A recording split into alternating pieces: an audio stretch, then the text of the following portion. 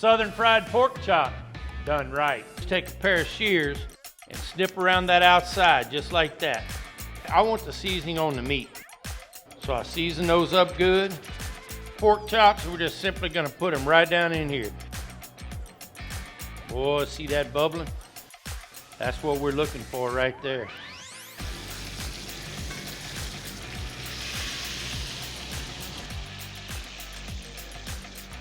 We're gonna make a little pan gravy. We're gonna add a little flour, a little salt, a lot of black pepper.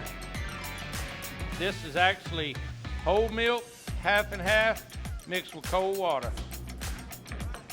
All right, ladies and gentlemen, we got some mashed potatoes. Take one of those fried pork chops. I'm gonna lay it right there in the middle of those mashed potatoes.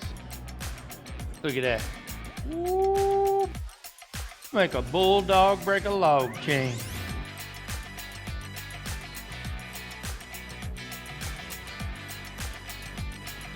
That is done right.